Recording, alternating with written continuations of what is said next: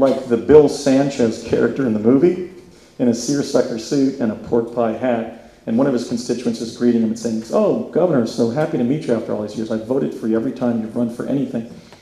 And he said, "Oh, thank you, thank you. It's always good to meet my constituents." He sees me, and then he gives the high sign to his aide, and he comes across the antique cars to me and literally grabs me by the lapel and kind of brings me down into this grassy culvert next to these antique cars on display.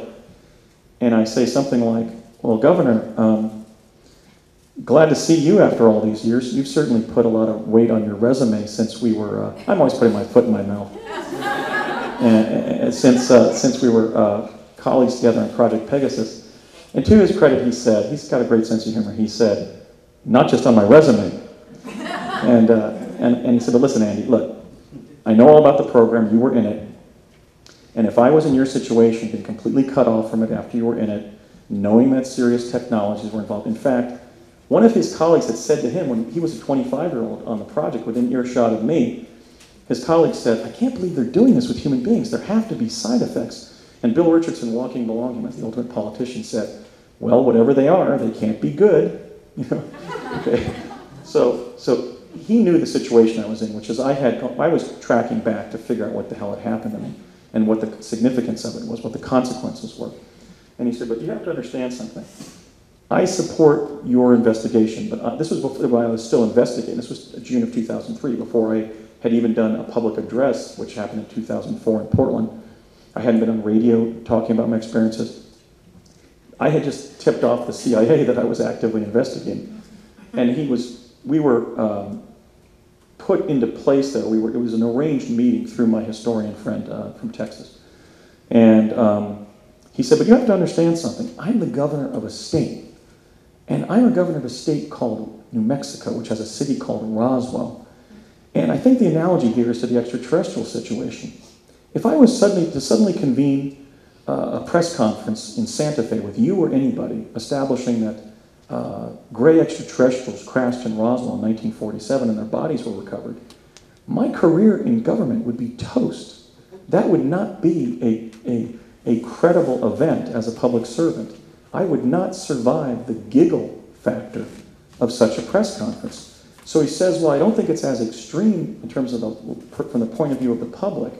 You have to understand that while I may try to help you from time to time, you cannot publicly identify me as somebody who served in Project Pegasus." So at least to his credit, he met with me, but then again, he did take the gutless position.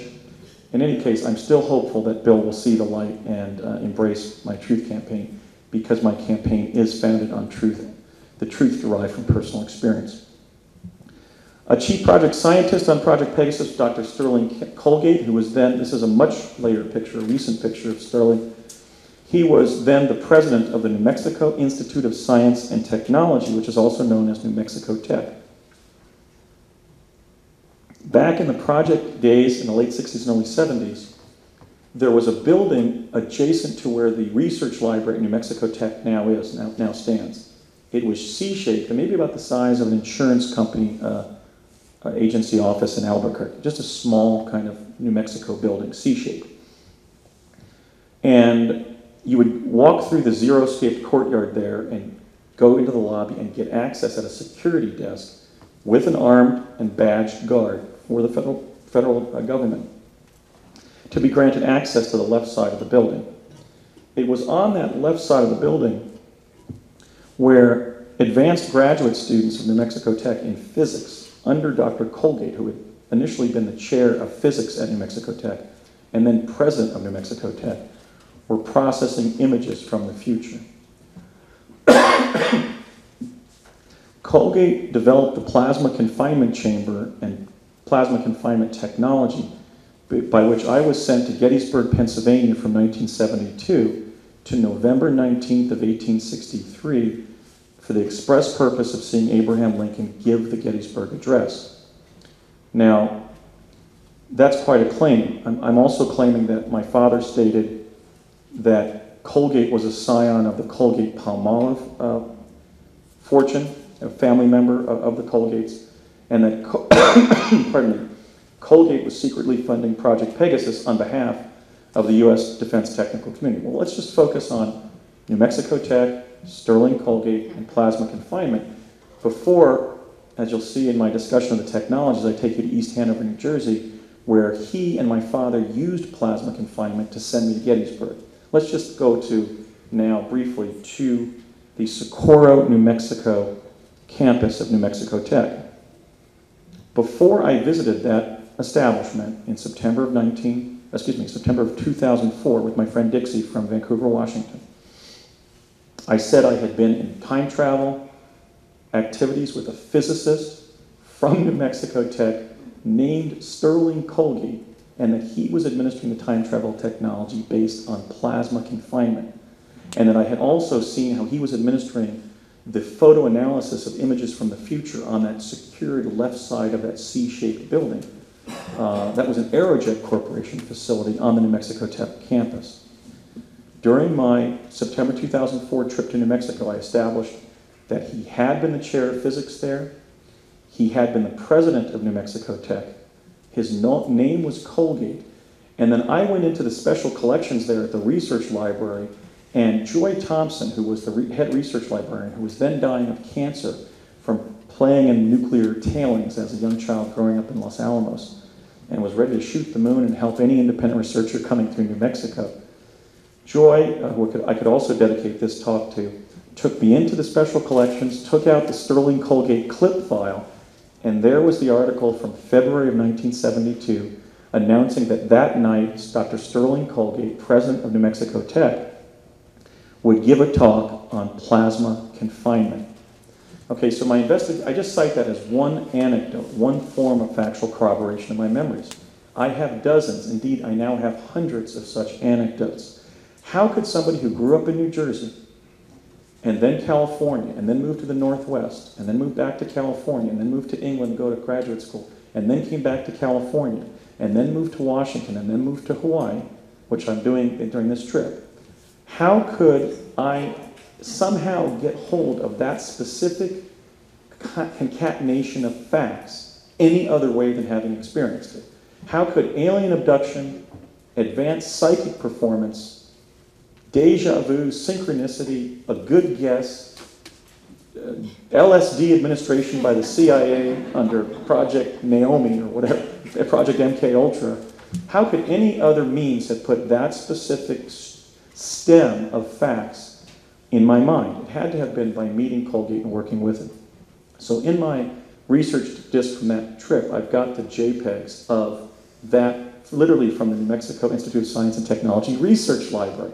So they haven't been hiding their time travel secrets very well. If a civilian lawyer, a civilian who happens to be a lawyer as well from Washington State, waltzes into their research library and they give me Sterling Colgate's clip file, and one of the time travel technologies isn't cited in a public newspaper article. I mean, that, as Alfred knows, under the laws of evidence, in both at the federal and all the state levels, newspaper articles are either ancient documents if they're over 20 years old, or they're self-authenticating because they're a publication and hence come into evidence as they overcome the threshold problem of hearsay or chain of custody of the evidence or whatever. So here we have admissible evidence that Sterling Colgate was working on plasma confinement in the early 70s, as I had alleged before I went to New Mexico Tech in the present to investigate my experiences.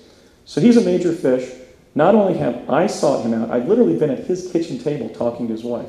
And she said, oh, well, yeah, Sterling did a lot of classified things from the government, but you're not going to hear about anything from Sterling, you know.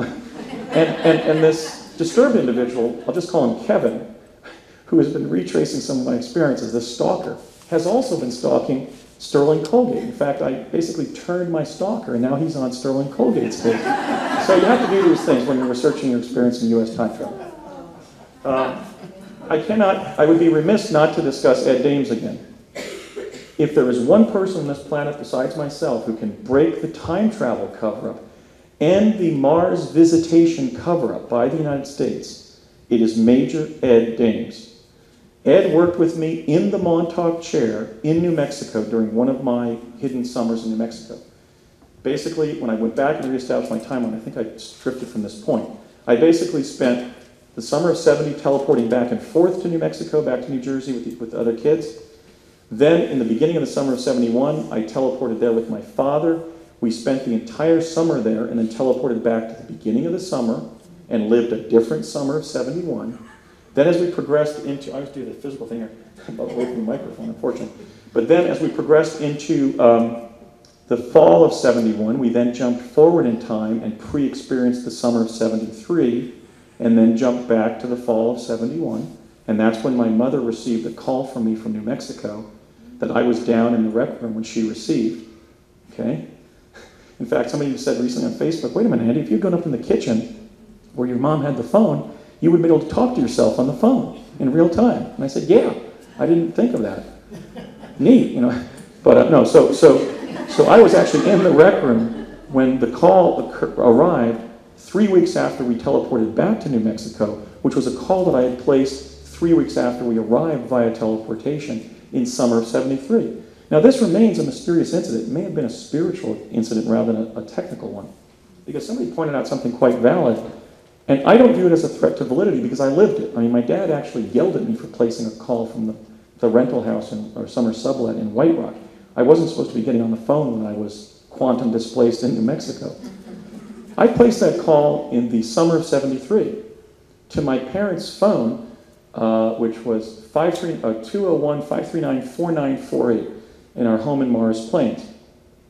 It's now the 973 area code. I tried to call it to see if my mother would answer, but I got an answering machine, so she wasn't there, unfortunately.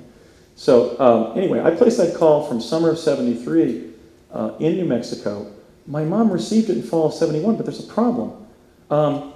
We moved from that house in November of 72, and that number would have been reassigned or just archived in the New Jersey Bell telephone system. So how did my 1973 phone call reach my mother in fall of 71? So that she could answer it 3 weeks after we returned to New Jersey, after I placed it 3 weeks after arriving via teleportation in New Mexico. The explanation that I've derived, I think, may go to the heart of what they were doing when they were using teleportation between timelines. We jumped from 1971 to 73. But wait a minute, I lived 1973 in a whole new original way when we moved in November of 72 to Southern California. I spent the summer of 73 basically jumping in and out of swimming pools and going to Zuma Beach all day. So I didn't live 1973 in New Mexico during the second time, but I lived that summer of 73 in New Mexico after we jumped there from 71 and then jumped back. I think the explanation is that we weren't jumping from 1971 to 73, we were jumping from our alpha timeline to alpha prime. In other words, it was a 1973 that was kind of like an emanation of the original timeline, but not the 1973 that we were ultimately causally connected to on our alpha timeline. Because that's like calling into a next room at that point, right, rather than across time. Because that phone call shouldn't have been placeable. It was basically like one of those phantom phone calls, like where people have a loved one who get killed accidentally, in an accident, and they get a phone call, an hour after they were supposed to have perished in a train wreck or something. But that happened, and there's still no explanation for it, unless it literally yields a new understanding, which is that when we jump from fall of 71 to the beginning of summer of 73, it wasn't the summer of 73 as we later understood it. It was like an emanation of the penumbra of 71. It was like attached to it in a way that an ordinary timeline isn't. So that's the best I can do. But she answered. In fact, she didn't believe that I had called. And she said, don't fool your mother like this. I know that you're right here in the house. But then she thought about it. When my dad came home from work, she said, Ray, something very strange happened in the house today. He said, what, hon? And he said, I got a call from Andy. I said, so? Well, maybe he was out at a neighbor's house or something. He said, no, he was in the house. I said, so? Maybe he ran next door to the Harrises or the Connors and just played a prank on you, hon.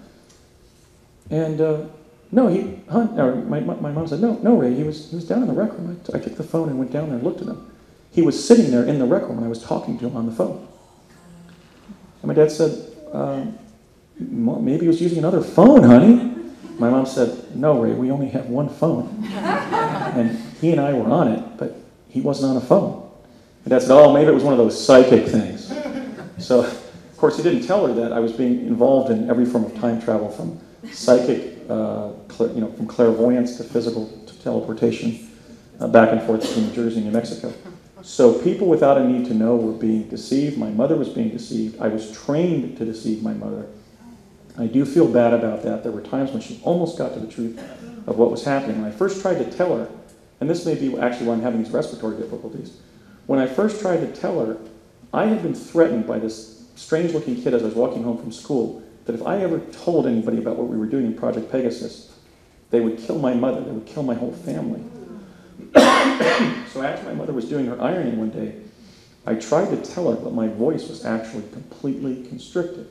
Because think of the consequences I was 8 at that time, to an 8-year-old. You're thinking if you tell your mother something, she might be killed for you telling her. So it literally had almost like this instinctive lock on my vocal cords, unlike anything I've had before or since. And it prevented me from telling my mom that my dad and I were involved in time travel. So in one of those 3 hidden summers, it was 71, 73, or 72, Ed Dames was working with me in the Montauk chair in one of the underground labs in New Mexico. And this may be one of the reasons for his concealment. He was giving me a small metabolite of mescaline to space me out in the Montauk chair to see if that would effectuate a deeper understanding of the subjective moments in the future that I was quantum accessing via the Montauk chair. I'll describe a little bit later what the Montauk chair is, but Ed worked with me directly. He was a young sort of postdoc, about 25, 26 years old, blonde hair, a white jacket. I remember he used to wear cowboy boots and drive a motorcycle. But I remember I asked him whether his name was Danes, and he said, well, I think I had some Danish ancestors back there in my family tree, but it's actually Dames with an M. And he would take me through these exercises in the Montauk chair and then debrief me, just as the ladies from DARPA had back in New Jersey. During some of those debriefings, after I'd been sent to subjective moments in my own future, he told me, well, what did you see? And I said, President John F. Kerry. Now, I announced that as a fait accompli before Bush defeated Kerry in 2004. Or actually, Kerry defeated Bush and then was prevented from taking his office in a coup d'etat by the Bush administration. But let me have some licorice here. But Ed said, did you say President John F. Kerry? And I said, yeah. You didn't say President John F. Kennedy. Said, no, President John F. Kerry. I now believe that wasn't me seeing John F. Kerry as president, but seeing him during a presidential campaign whistle stop in Portland, Oregon, that I attended with some of my friends from Portland. Because in the Montauk chair, you're only accessing your own subjective experience. President John F. Kerry isn't in my subjective experience because he was denied taking the office that he had won. But I did see him when he was, double digits ahead of Bush in Portland with Howard Dean and a few other Democrats. And so that's what I must have seen, was that episode in the future, because that's the only time I've seen John F. Kerry. Ed also taught the Mars training course that I attended at the College of the Siskiyous in Weed, California. I don't know if they selected that place name for its hallucinogenic implications.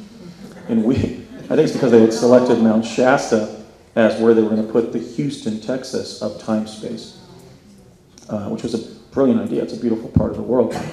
But he taught our Mars training course, which took place in the last 2 weeks in August and the first week in September of 1980. And just not to telegraph my address on Thursday, but too much, but in that training program, that training class, which was basically just a set of factual lectures that Ed gave, this is a direct quote. He said, of the 97,000 people we have thus far put on Mars, only 7,000 have survived after 5 years.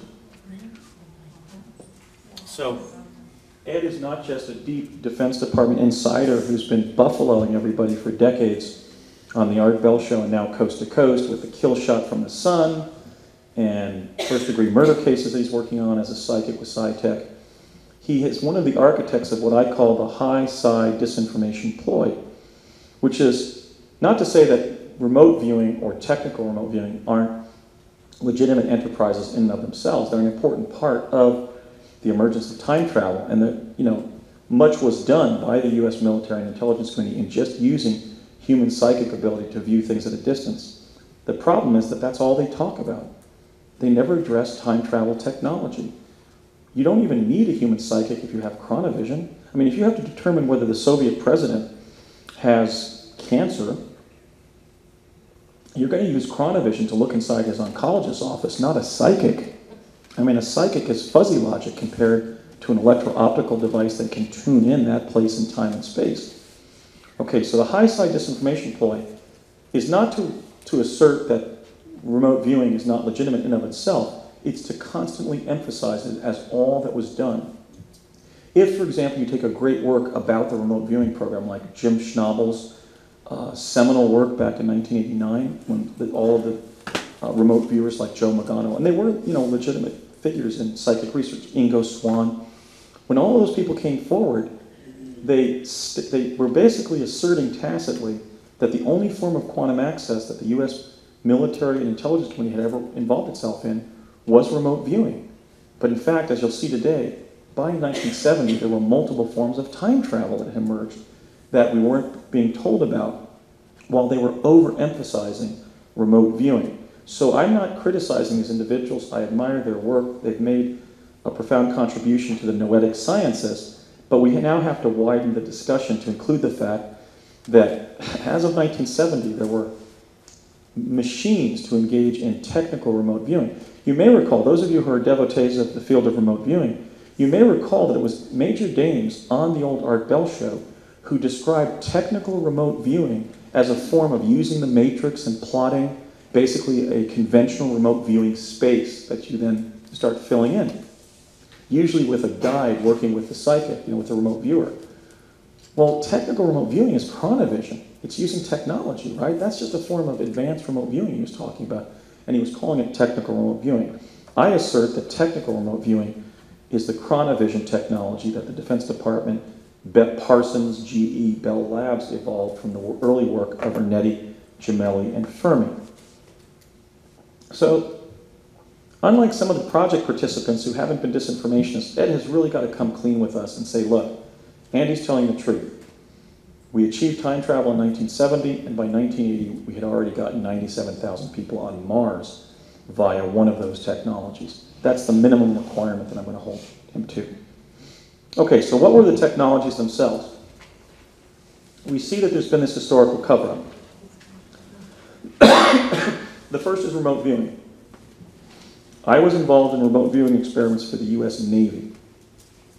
In one of them, well, frequently a team leader was leading us through the remote viewing, and there was often a lieutenant commander from the U.S. Navy who was then gathering the results.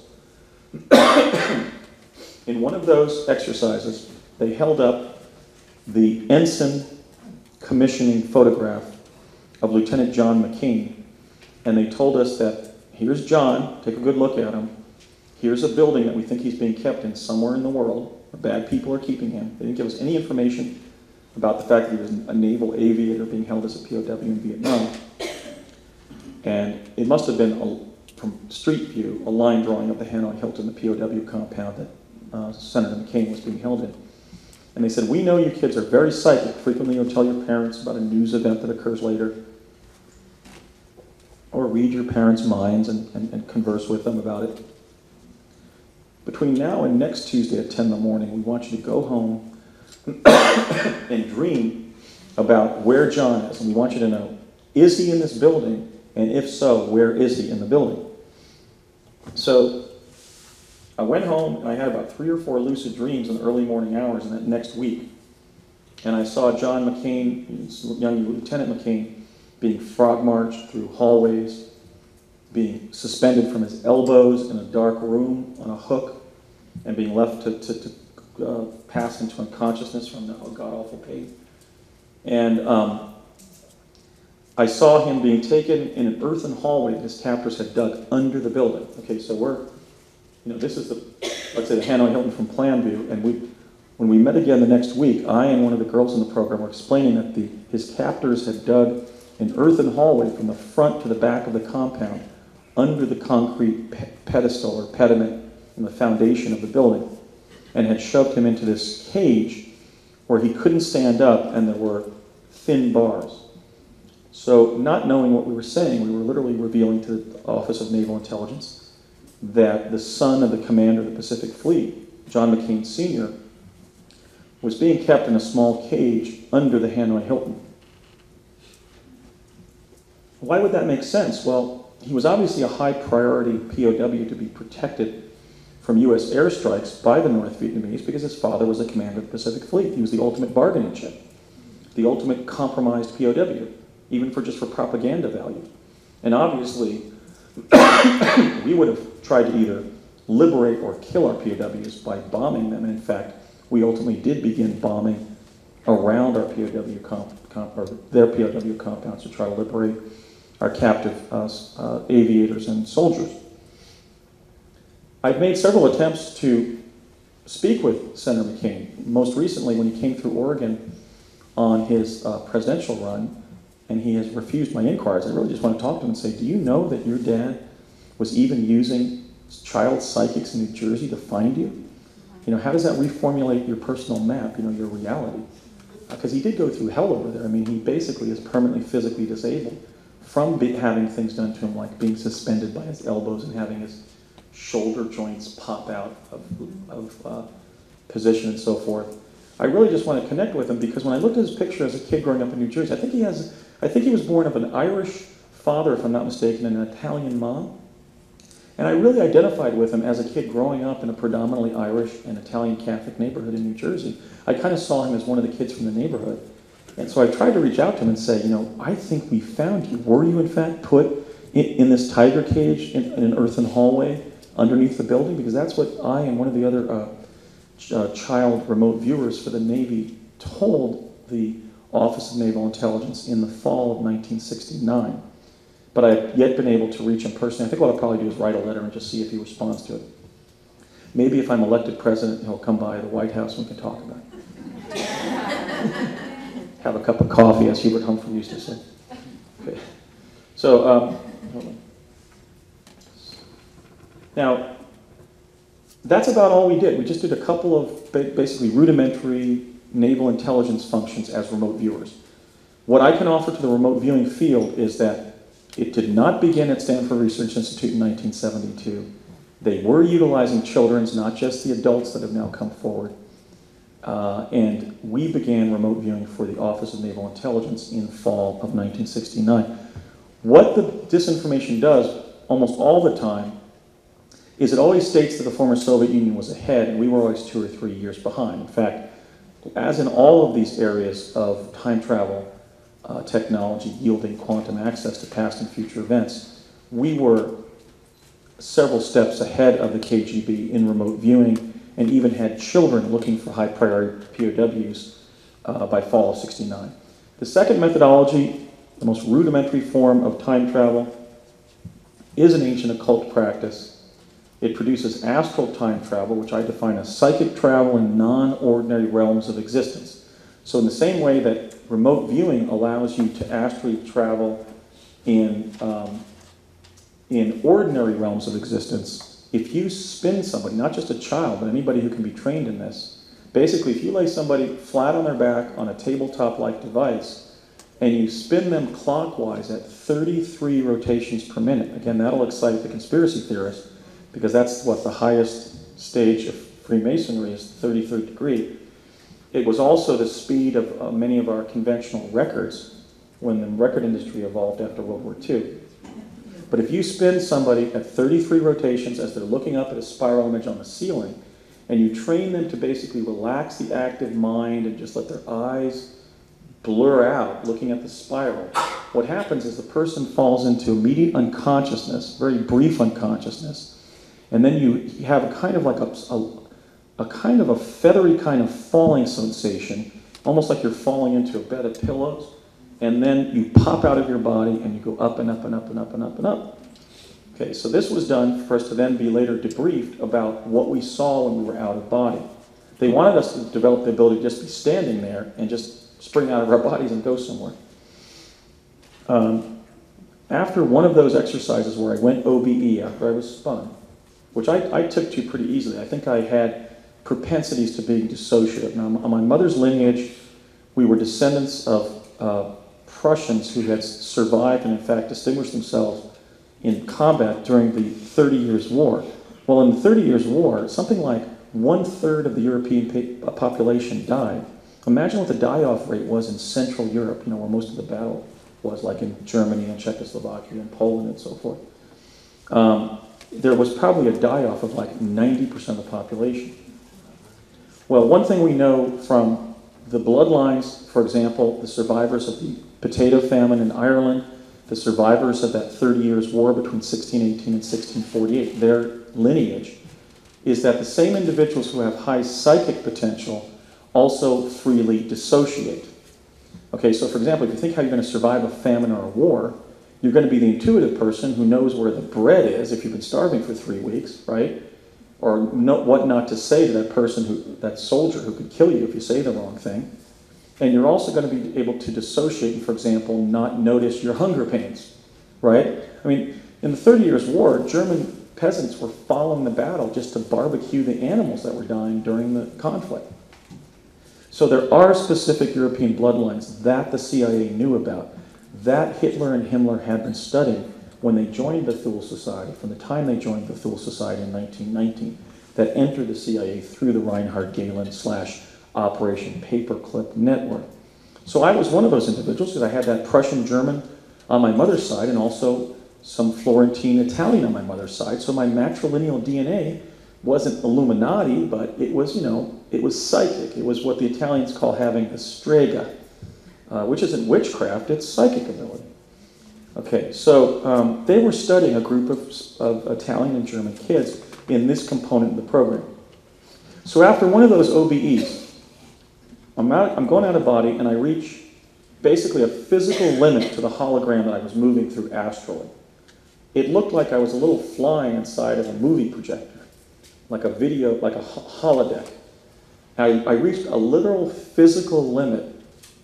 Even though I think Jean-Luc's works actually take us through portals that pierce that physical limit and take us into metaphysical realms of experience directly, in these OBEs, I actually reached a terminus that I couldn't get beyond, and then I went back down and into my body. I was then debriefed by a health teacher from a local middle school who had been an Army nurse during the war.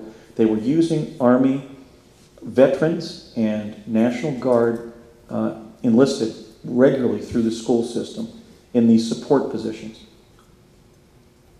And she said, okay, Andy, what did you see this time? I think What Did You See, in fact, became the title of Ed Dame's, Tell Me What You Saw, became the title of Ed's autobiography, which is appropriate. So this individual, Stephanie Bindis, said, okay, Andy, tell me what you saw. And I described reaching the limits to this hologram that we find ourselves in.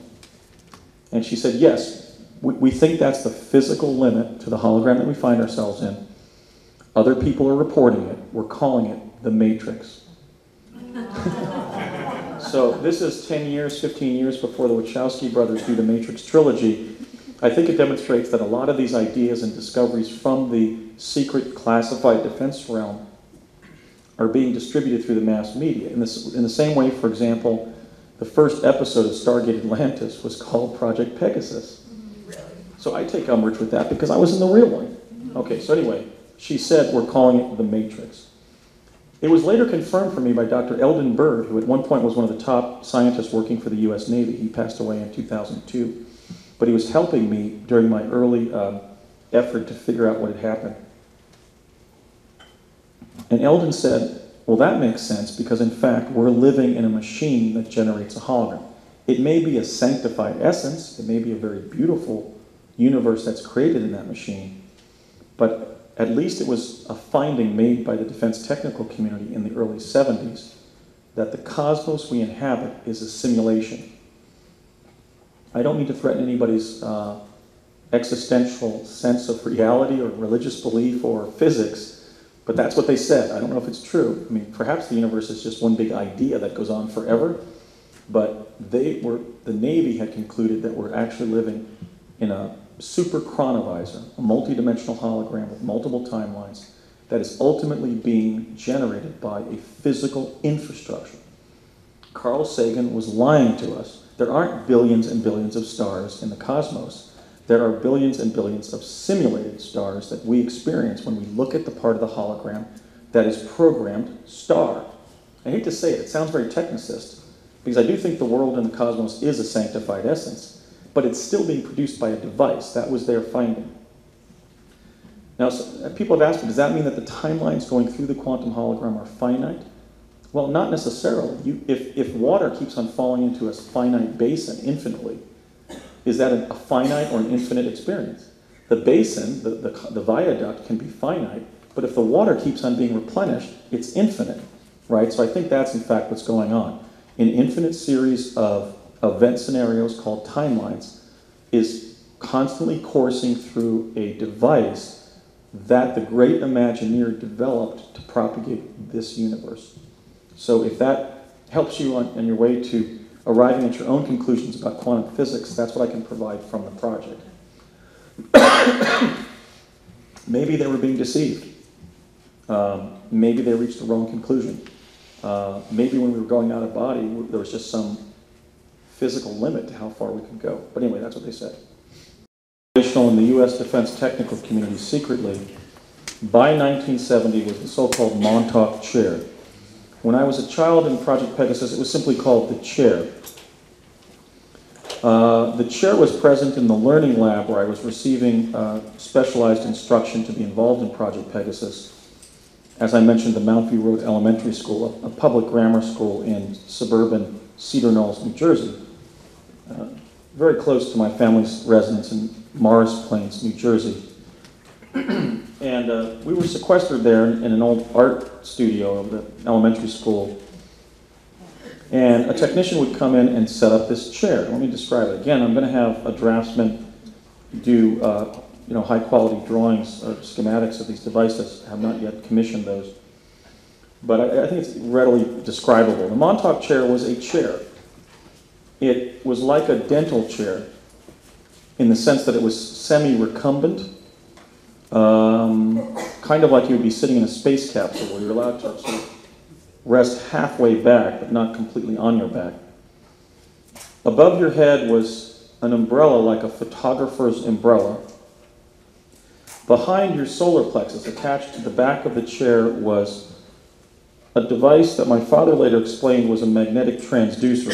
He was obviously an electrical engineer, so he also called it a solenoid. But it was a magnetic transducer that generated some kind of electromagnetic or gravitic field into your solar plexus chakra, which may very well be the one that controls your position in time-space. And at our feet was a fishhook-like metal extension arm that had a brown tube on it that I believe was a cathode ray tube. Hence, it was emitting some kind of energy at our heads. Headsets would be placed on our ears, a cotton mask over our eyes with colored light diodes placed over the cotton mask. And when the device was, we weren't buckled in or anything, we were just reclining on this chair. And there was also a computer processing unit underneath the chair. That was the first time I ever heard the acronym CPU for computer processing unit.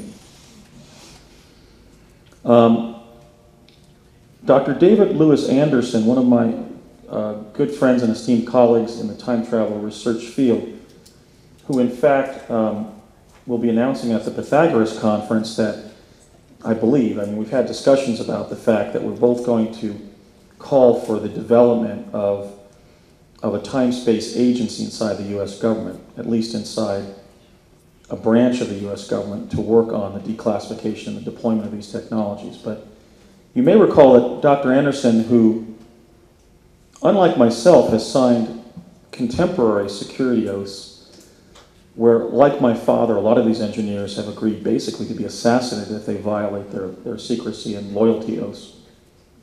So, for example, when I asked David to appear in Santa Fe with me to call on Bill Richardson and Donald Rumsfeld to reveal what they know about David appeared on the Old Art Bell show and stated something that I found, I literally fell out of my chair when I heard that. I was listening, just working on a document at my computer. And he stated the God's honest truth, which was that in 2002, the Montauk chair went national and involved thousands of American schoolchildren. He stated that in 2002, but I may have misspoken, that in 1970, the Montauk chair went national and involved thousands of American schoolchildren. I thought, well, wait a minute. That's the right year, because we first started to be trained in the learning lab in fall of 1969, and it was in that spring of that first year that the man would come to the learning lab and set up the Montauk chair. The Montauk chair achieved a form of time travel that I think could best be described as psycho-spiritual. Because what happened is, when they turned the device on, presumably the magnetic transducer on the back of the Montauk chair was hitting your solar plexus with something. Probably some kind of magnetic effect. I don't know, I'm not a physicist. But I do know what happened, which is I would hear a syncopated chaos of, or cacophony of syncopated sound and light tones. In other words, the lights would start flashing in a mathematically consistent way, not just chaotic flashing, but almost like a light show where lights are being used to responsively to like a work of classical music or something. So in an ordered way, the lights would start flashing in different colors. And when they did, we would hear through our headsets a sound that sounded something like this. Please don't laugh, but it's it sounded like this.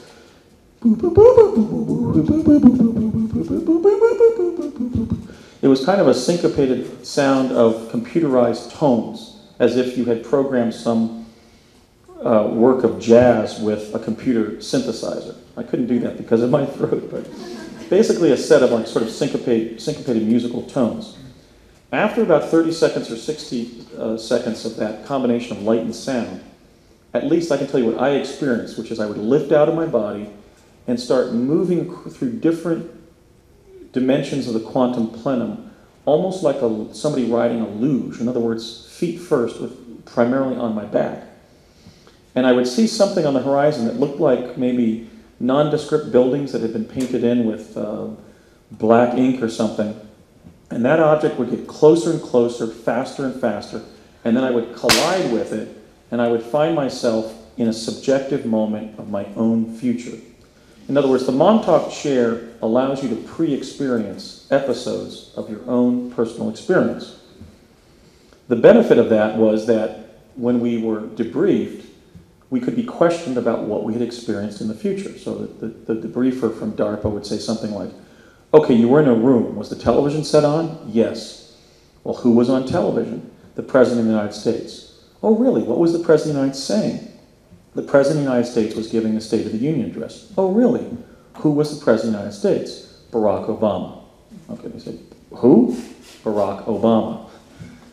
So they were using our subjective experience of reality in the future as prompted by this magnetic transducer to go on sort of fishing expeditions in the future and gather information about the future in a collateral way. This chair is called the Montauk chair because even though we were using it in Project Pegasus by spring of '70, Preston Nichols and Peter Moon have published a series of books establishing, or at least claiming, that by the early 1980s, it was essentially the thrust of the U.S. time-space program. It was not. It was only one. The Montauk chair was only one of 8 time travel devices in the U.S. time travel arsenal. Now, the information that I derived from the future, well, let me just say that one time I asked the young man, the postdoc, who would come into the lab and set up or knock down a device, how could we be time traveling to the future in this particular device if it's not going anywhere? And his answer was, we don't know. All we know is that the magnetic transduction from the device either prompts your conception of the future based on your future being programmed in your brain from birth, or alternatively, the explanation is environmental, not personal.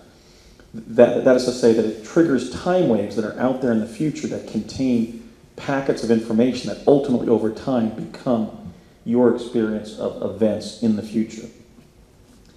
So we would go on these rides, these Montauk, these astral projections prompted by the chair. And just to show you how accurate it was, let me give you the context here. I'm growing up in New Jersey. I have one aunt or uncle west of Philadelphia, namely my Uncle Ed is living in Santa Barbara. I have only been west of Philadelphia via teleportation. I have no family member, no aunt or uncle, parent, sibling, any ancestor that had ever practiced law that I've been able to find.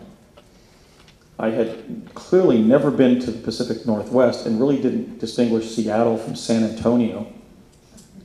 And coming back to the learning lab from where the Montauk chairs were one afternoon after one of the rides for the future, young David, who was one of my contemporaries in the program, said to me, we're walking along kind of like little boys and maybe like a cartoon in the New Yorker by William Hamilton. And he said to me, so who were you this time? And I said, I was a lawyer in Seattle. So that's pretty good because, as I said, I had never been to the Northwest. Her ethnicity, which was Italian-American, just a physical description of her, and a statement of the friendship that I have, you know, as family members with that brother and sister-in-law, which is very close.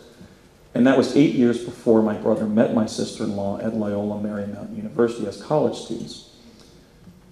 Since then, I've had moments of astonishing deja vu, like this conference, at least a couple moments where I've got some chills here at this conference, because I was pre-experiencing these little packets of these little episodes of my subjective future.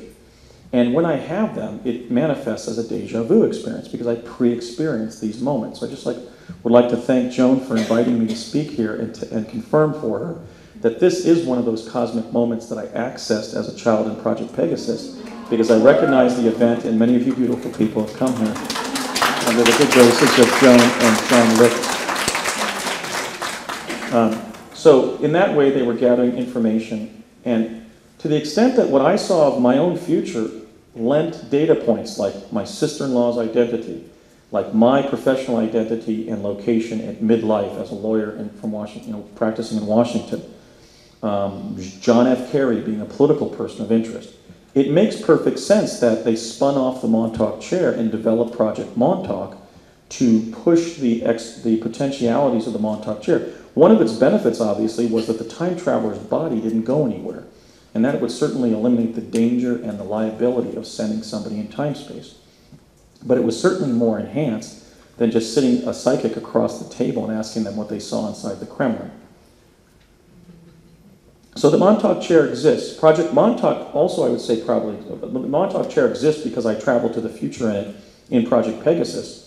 Another interesting data point in the books about the Montauk Project by Nichols and Moon is they identify a man by the name of Jack Pruitt as the research director for Project Montauk, which, since I know that my timeline is reliable, Montauk followed Pegasus. Jack Pruitt was a team leader on Project Pegasus that I first met in summer of 1967 after kindergarten and last met with in Santa Fe during my June 2003 trip to New Mexico.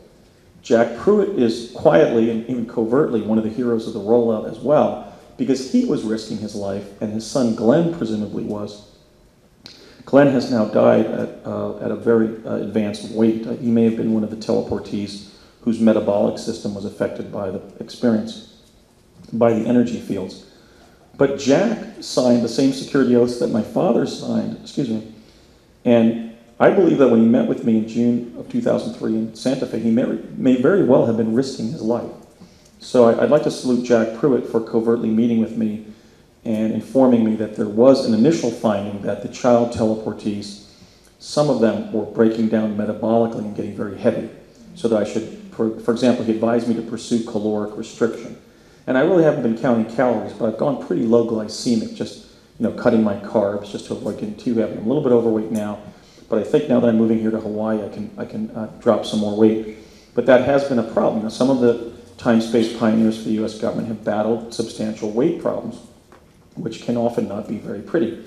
So Jack, I think, is to be saluted for just even talking to me. That was a courageous act on his part. And he was not deceiving me. He was collaborating, helping me sort out what happened, which I think is definitely a blessing from Jack. Again, one of the things I found in life, but not in my investigation, is it totally pays off to never pigeonhole other people and never presume any negativity from them. Because people that you pigeonhole as a kook or the maintainer of a cult or your enemy in your field or in any area of human life, in my time travel, in my truth campaign, they become my allies. So I could have pigeonholed Jack as, oh, he's one of those assholes from the project who won't talk to me. He's just going to blow me off like Richardson did, like Rumsfeld did. The man met with me at the risk of his own life and his son's life. So you can't pigeonhole, because you always have to allow humanity and the universe to help you, and often it comes through the graces of people that, just in our own egotism, we presume are either neutral or hostile to us. And Jack ended up being one of the heroes of my investigation. As did Courtney Hunt of the CIA. I mean, I could have pigeonholed Courtney as the cigarette-smoking man from the CIA, which he surely was, but he spent 20 years covertly slipping information to me, and he wasn't supposed to be doing that. So he's also one of the heroes of my truth campaign. Okay, so that was the Montauk chair. It's basically a magnetic transducer. My question to everybody here is, don't you think that if somebody's stuck in some kind of mental problem like depression, they should have access to the therapeutic benefits of a device like this? Let's say their marriage has just ended, they've lost a loved one, a child perhaps. Imagine the therapeutic benefit if you could sit in the Montauk chair for an hour and visit your life 10 years in the future and find that you had remarried if you had lost your spouse, or you had more children, or adopted if you had lost a baby, or you were working in some creative field if you had lost your job. This kind of use of quantum access as a healing modality has been kept back from everybody, and that's another reason that I'm speaking out. I think it would have tremendous psychiatric benefits. Maybe even just to do it on a limited access basis. Maybe everybody would get 3 hours a year in the chair. But you couldn't map your own future because then that would help you too much on the stock market or whatever. Maybe you could have a license from the Department of Moving People where you could have 3 hours in the montage. Okay, the fourth chronovisor device that was fully operational by 1970 was the Tesla teleporter. I mentioned how the nodes were Curtiss Wright Aeronautical in Woodridge, and then the Santa Fe State Capitol Ground. From Santa Fe, we would be taken ultimately during that day, week, month, or summer, back to the Sandia National Labs, where there was not only an identical device, there was an identical room down to the linoleum floor tile and the Dixie cup and the number 2, freshly sharpened number 2 Eberhard Faber pencil on the windowsill. And I always used to ask them, why do you have that pencil and that Dixie cup on the windowsill? And they would never tell me. Maybe it was because it was in the room at Curtiss Wright when the technician walked through the energy field and spontaneously teleported to Africa. I wondered whether that was like a long-standing joke to me, that my friend Dixie would become the investor in my book project and help me write the book, because she's been my major ally in the way that Alfred and Ware have been. But Dixie has sustained me during my writing of the passages for my book in 2005, somewhat financially, and she was my co-adventurer during the second fact-finding trip when we found the toy that I had left at the old school site in Lamy. So I think that might have been a bit of a sight gag there from my dad or other people on the project. Remember, Andy, when you have that number 2 pencil in your hand, your friend Dixie's going to be over your right shoulder, as she has been. So I'd like to dedicate this talk also to Dixie. The teleport was not dependent on ley lines and other natural formations. I'm often asked, well, did they select that spot because you had to put that device there to open up that natural stargate or that ley line? That never came up when I was on the project, and we were educated in the structure, the function, the provenance of these devices, and that idea never came up. What did come up is that you had to turn the teleporter on by plugging it into the wall. They were thinking, as Rumsfeld said during the meet and greet, of continuing to keep it secret as a military technology.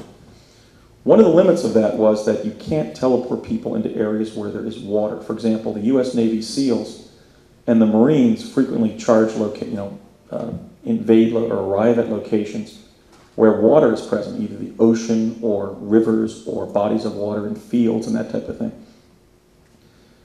It was Rumsfeld's position and the position of the Defense Department that it should remain sequestered for its military potential. But we found in a really heartrending incident in 1971 that if there was water present when you arrived, you could be physically harmed in a very serious way. In 1971, we were jumping into Santa Fe. It was actually an old abandoned junior high school site with kids from different teleports around the country. And the goal was to get there and run to the Bataan Memorial Building in Santa Fe before anybody else. It was almost like a race. And this was where they were rehearsing dropping us in, training us to be dropped in as child spies. For example, I was sent to a Parsons Projects location in Saudi Arabia during that time frame. So they were training us for espionage as child teleportees. And I ran past a public fountain in this public area, whether it was a junior high school or some kind of public buildings, and there in the fountain were the red Ked sneakers and the feet of one of the boys who had teleported in from one of the other project locations. And as I moved past the fountain, public fountain, I saw that he was writhing on the ground and he was already being pinned to the ground by one of the male team leaders, shouting in pain, my feet, what am I going to do without any feet? I'm only 9 years old. So I have one lead that person, that unfortunate young man may in fact have been in my team. Because there was one of the project kids from my team I did notice was walking as if he had been furnished with prosthetic feet before we left the program. I don't know if he was that individual. I didn't recognize him when he was injured. Presumably he survived because what happened was that the specific gravity of the water caused his feet right below the midpoint of the ankles to arrive later. So when he arrived essentially on top of the water, and his body slid off the top of his feet, just like when you cut a tree down. And he tumbled out of the fountain without his feet attached. And then two the female team leaders reached that location. They all had walkie-talkies near these areas where we were always teleporting into. And one of them grabbed me by the shoulder and running me out of the area screamed in my ear, "You didn't see this, Andy. It didn't happen. You didn't see this." I was then taken to a psychiatrist or doctor's office in Santa Fe, asked to drop my drawers, and given a huge injection in the left butt cheek with a sedative because they were telling me, "We're going to have to calm you down, Andy." All I know, I was spaced out for the rest of the day. My father arrived. He took me to one of the restaurants that we would frequent in Albuquerque from Santa Fe, and there was a discussion among the adults on the project connected to my father about the mishap that had happened up at the state capitol grounds. Actually, it had to have been in the state capitol grounds because I now remember one of the project engineers said to my dad, "I understand one of the kids lost his feet up at the state capitol grounds today, Ray?" My dad didn't even want to hear it. He was looking up at the baseball game. And then he finally yelled, "Yeah, so shut up about it." I mean, my dad was really disturbed that this child had been injured unnecessarily because it had to have resulted from inadvertence or actual malfeasance inside the project because they should have made sure that the area that we were teleporting into didn't have any standing bodies of water. So my dad, being a good guy and an honest guy and a compassionate man, was very disturbed that this incident had happened. And I asked him what was going to happen to the child involved. And he said, well, he'll be pensioned and furloughed out of the project. And you children have all been insured, your families have been insured for $1 million for the loss of your life and $100,000 for each limb. So he'll be outfitted with prosthetic feet and then be pensioned at $200,000, which those were $1971, but that's not a huge amount of money for losing your feet at age 9. And that informs the outrage that I feel. I mean, I time traveled for Richard Nixon. I didn't even get this shirt. So here this poor child lost his feet for life, at least the connectivity. And that is it's a travesty. It's a sacrilege that he wasn't paid more and that it even happened. It was clearly a mistake. But I am speaking out also because children that age paid very heavy, great prices so that we could develop these time travel technologies. Why not do the right thing and use them as best as we can to help everybody? I mean, if you're going to lose your feet, you might as well lose it in something that ultimately is used to benefit humanity, not to wage wars. And so another mishap happened directly to me, which is we jumped through the device in 1971, but when we got to the state capitol grounds in Santa Fe, we noticed a lot of things had changed. Walkways were in different locations. There was different treescape. Some of the buildings had been painted differently. And we ultimately realized that we had jumped accidentally to 1991. I also heard around this time that the girl had gone, I don't want to get into that technology, but there was another project injury that I'll describe. So my anger, my sense of injustice was fomenting here because I thought, this kid has lost his feet. I did ask my dad, could that happen to me? And he says, yes, theoretically it could, but it doesn't. And I said, how do you know that, Dad? I mean, I could be injured or killed, right, doing these things? And he said, well, we know they don't. And I said, how do you know that? And he said, well, we've looked in the chronovisor, and we saw that you not only reach your 90s, but you're still working in your 90s. So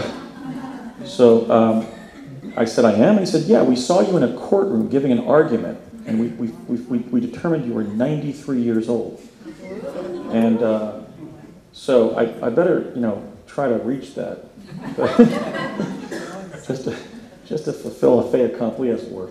So my dad did explain that I was going to be long-lived and that I was going to get through the project uninjured.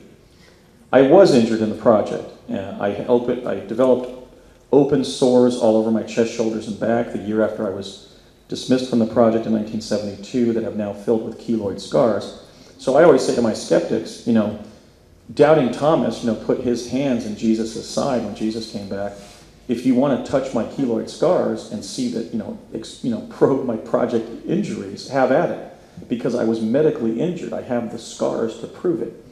So I feel that I've earned my props establishing my claims when in fact I was physically injured during the project. Not severely, but, beg your pardon? How did it happen?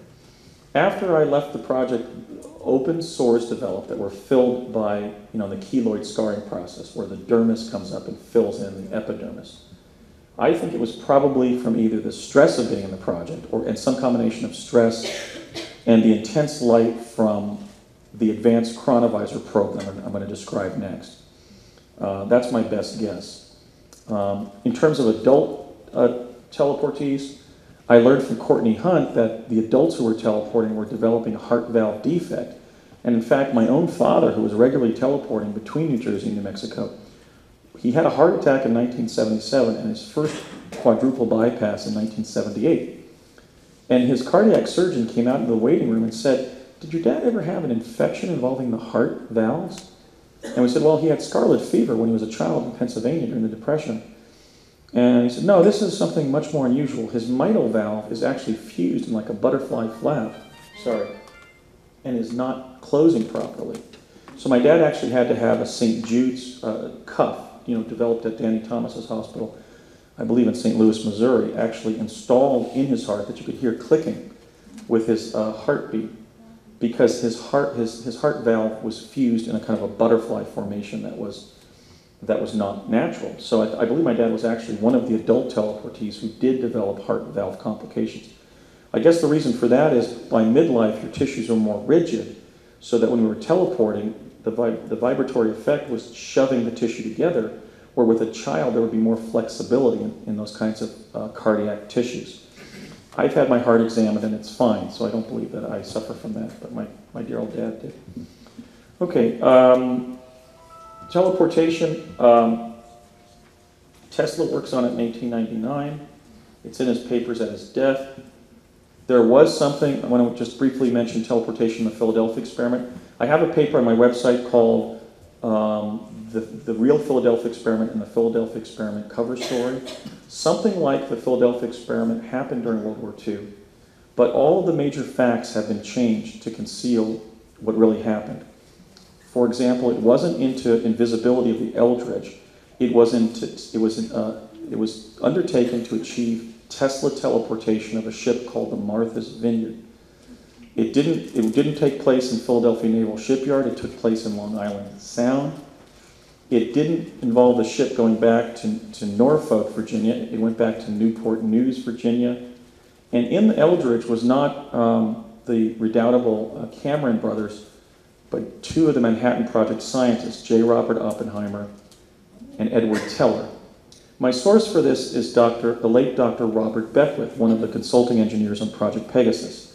He would regularly talk about the real Philadelphia experiment when I was a child on the project, and then later in the 2010s, he was interviewed twice by myself, once by Alexandra Bruce, and once by Ken Thomas of Steam Shovel Press, and his story about the real Philadelphia experiment held up. So that event happened, but he said, for example, well, when they wrote the cover story, when the Office of Naval Intelligence wrote the cover story, they included the element of various sailors being fused in the hull of the ship and everything.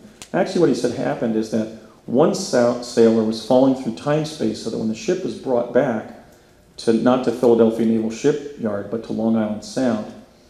He was impaled through the midsection by a column of the splash cowling protecting the captain's mast, the center part of the ship there. His explanation was that O&I changed all the facts, and this is also my interpretation, to de-link 3 critical connections. The connection between Nikola Tesla, teleportation, and the Los Alamos physicists. So if you've had the enjoyment of wading through Al Bielik's material, the material of the Cameron brothers, some of the Montauk literature, the conventional telling of the Philadelphia experiment, yes, an experiment happened. But the real Philadelphia experiment didn't take place in Philadelphia Naval Shipyard. It was the attempt to focus in on the signing of the U.S. Constitution in Philadelphia via chronovision, which I'll describe next. And so we have to be careful because the U.S. Timed Space Program was one of the most sensitive intelligence programs ever undertaken by the United States government. And there was an effort to both manipulate people into telling shaggy dog stories of what happened to them time traveling, and also to manipulate the actual accounts of things like the Philadelphia experiment. So in fact, it was an initial experiment with Tesla teleportation, but they didn't account for the fact that the whole ship was metal. Magnetic metal cannot teleport because it causes massive electrostatic discharge. Even one of the boys in the project, again, young David, one of my colleagues, left a nickel in his pocket when we teleported from Sandia back to the tarmac at Curtis Wright, and it actually got super agitated and hot and shot out of his pocket when we hit the tarmac at Curtis Wright. So we could have been killed like that by being shot like by a bullet. Okay, so I think the reason there was that energy array that we saw in Joan's presentation, that was the massive electrostatic discharge that was occurring when they tried to teleport the ship that they were using. So there was an initial flirtation with applied teleportation during the war. It resulted in a disastrous mishap in which there were fatalities, and they shelved the idea of using teleportation for what they wanted to do, which was use it so that when they detected a Nazi mine, the ship could actually teleport out of the way. According to Bob Beckwith, this experiment was tried after the Nazi Navy began chaining mines to the bottom of the Atlantic. Okay, so something like Philadelphia happened, but more teleportation than radar invisibility. And as a participant, I find it pretty easy to debug some of these cover stories because they're so improbable in the elements that are combined. For example, Al Bielik was a very, very nice man, and we have mutual friends. I talked to him on the phone in 2005 before his death. He was really just a tried and true good person. Very helpful. In fact, he called me spontaneous, and the first thing they said on the phone was, "So they got you kind of young, huh?" And so Al was a great guy. But in his account, I have to be true to the historical record. He conflates teleportation and reincarnation. 2 entirely different processes. One to physically move while you're in body, and the other what happens when you die. They're not connected. The only connection between teleportation and reincarnation, as manifest in his story about the Cameron brothers, he being one of them, is that one time when we were teleporting to Santa Fe, my thoughts were colored by the life review of an old man who was dying in southern Colorado. And at the lunch table, I was telling my dad, "Dad, I lived up here in southern Colorado. I was an old man. When I was dying, I was hanging out on the porch," and I described this guy's whole life. And I said, in fact, his house is right up there on Highway 160 after we eat lunch in Pagosa Springs, and we go up 160. I know what the house is. So to his credit, even though my dad, again, was a Nixon Republican and a pretty hard-boiled engineer, not exactly somebody who would go day tripping into different dimensions of our experiences. Nonetheless, we went out on this excursion up there, and we spoke with this man's widow, and we determined that I couldn't have been him in a previous life because he had just died. And then when we were driving back to Santa Fe, I said to my dad, "Dad, it looks like I got his memories like when he was dying when we were teleporting into Santa Fe." And my dad went, "Yep." So there can be an overlay between physical displacement via teleportation and spiritual phenomena like somebody's life review when they're dying, but there's no one-to-one correlation between teleportation and reincarnation.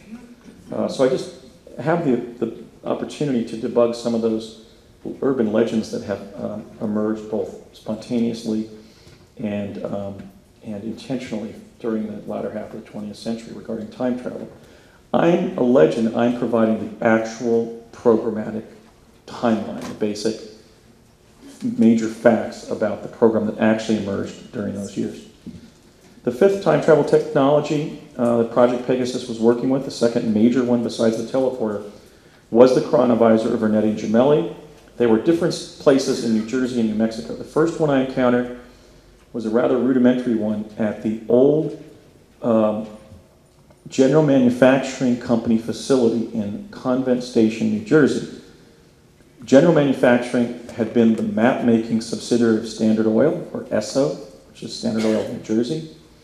And during World War II, it became the map-making function for the Allied war effort that Laura's great-grandfather so nobly advanced. And by the 1970s, that company that had been mapping places like Britain and France and Germany and Poland and Russia and so forth, Italy during the war, was now mapping the past and future. I remember entering the General Manufacturing Company facility. There was this huge 20-foot by 20-foot shellacked map of England and the west coast of Europe. This would obviously be for the planning of the invasion to retake Europe from the Nazis. And over on the left side was one of the chronovisor devices. And they explained to us how this company had been mapping first, cities for your free maps at the ESSO service stations, then parts of the world during World War II, and now it was mapping the past and future.